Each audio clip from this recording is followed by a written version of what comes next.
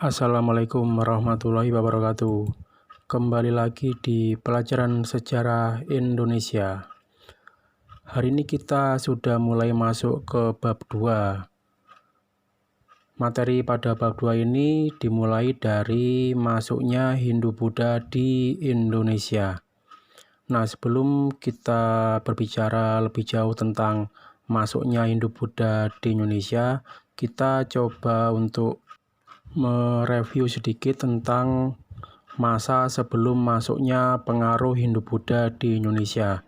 Nah, kalau kalian masih ingat, masa sebelum masuknya pengaruh Hindu-Buddha di Indonesia ini adalah masa perundagian atau zaman perundagian, di mana pada masa perundagian ini kepercayaan masyarakat menganut kepercayaan animisme dan dinamisme. Sedangkan kebudayaannya sudah mengenal kebudayaan dari logam, dan kemasyarakatannya sudah mengenal sistem pedesaan dengan dipimpin oleh seorang kepala suku.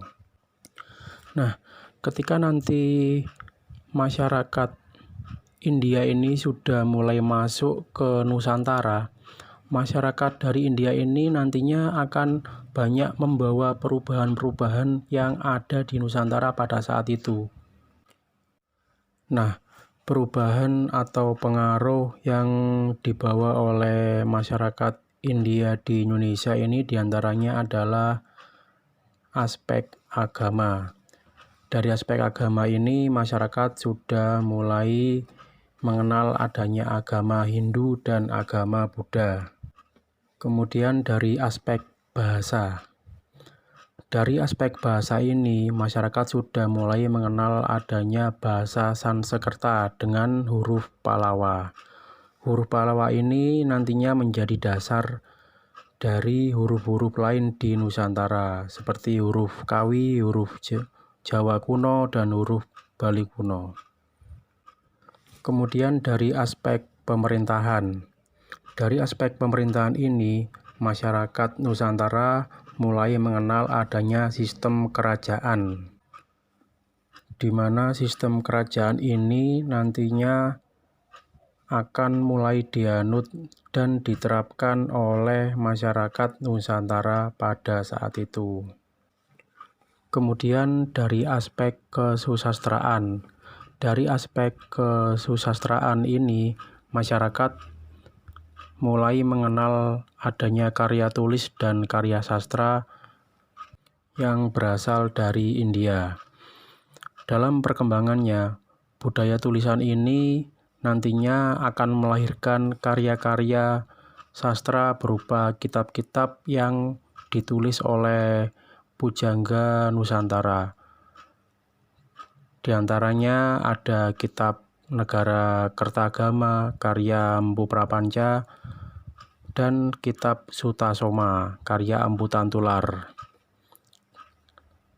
Kitab Sutasoma ini menjadi inspirasi lahirnya semboyan Bhinneka Tunggal Ika yang diterapkan di Indonesia sampai saat ini, yaitu berbeda-beda tapi tetap satu. Yang terakhir dari aspek seni bangunan. Pengaruh Hindu-Buddha secara fisik yang masih banyak kita jumpai adalah bangunan candi. Bangunan candi ini memiliki arti yang beragam, seperti tempat peribadatan, untuk makam para raja, atau tempat pemandian suci. Nah, itulah beberapa pengaruh kebudayaan India di Indonesia. Nah, kemudian kita akan mencoba untuk menganalisis siapa sih yang membawa pengaruh Hindu-Buddha di Indonesia itu. Nah, kalau kalian lihat di sini ada beberapa teori masuknya pengaruh Hindu-Buddha di Indonesia. Jadi maksudnya sampai saat ini pun masih menjadi sebuah perdebatan siapa yang membawa pengaruh Hindu-Buddha masuk ke Indonesia. Di sini ada 5 teori yang bisa kita analisis. Nah, yang pertama adalah teori Brahmana, yang kedua teori Waisya, yang ketiga teori Ksatria, keempat teori Sudra, dan kelima teori arus balik. Nah, kita bahas mulai yang pertama. Yang pertama adalah teori Brahmana. Teori Brahmana ini dikemukakan oleh J.C. Van Leur.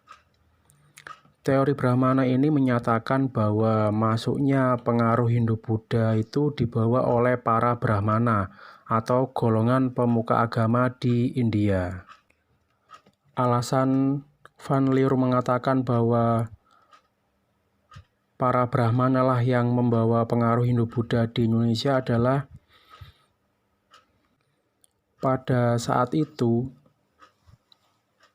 hanya para Brahmana atau pemuka agama lah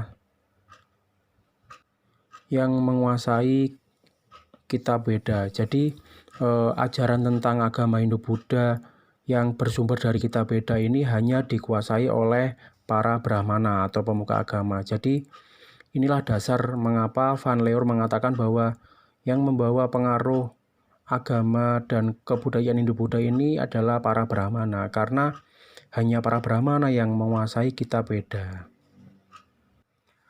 Yang kedua adalah teori Ksatria. Teori Ksatria ini dikemukakan oleh C.C. Burke, Mukherjee, dan J.L. Munz. Teori Ksatria ini menyatakan bahwa masuknya pengaruh Hindu-Buddha dibawa oleh para ksatria yang melakukan pelarian karena kalah dalam pertempuran atau perebutan kekuasaan.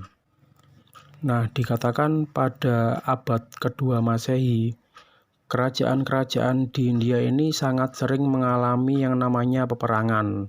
Entah itu karena perluasan wilayah, penaklukan, atau perebutan kekuasaan. Nah, peperangan-peperangan yang terjadi ini membuat para ksatria-ksatria yang mengalami kekalahan dalam peperangan tersebut itu banyak yang melarikan diri ke daerah lain. Salah satunya adalah ke Nusantara atau ke Indonesia. Nah, ketika mereka tiba di Nusantara, mereka berusaha untuk memperkenalkan dan menyebarkan pengaruh Hindu-Buddha di Indonesia. Yang ketiga adalah teori Waisya. Teori Waisya ini dikemukakan oleh N.J. Crum. Teori Waisya ini menyatakan bahwa masuknya pengaruh Hindu-Buddha di Indonesia itu dibawa oleh para pedagang yang pada saat itu merupakan kelompok masyarakat atau kasta yang paling banyak di India. Jadi, karena kebutuhan manusia yang semakin kompleks, semakin banyak, dan kemajuan dalam bidang pelayaran, hal ini membuat interaksi perdagangan atau barter pada saat itu semakin meluas. Maksudnya hubungan perdagangan gak hanya dilakukan oleh masyarakat di daerah tersebut saja, tapi sudah meluas ke daerah lain, bahkan ke negara lain.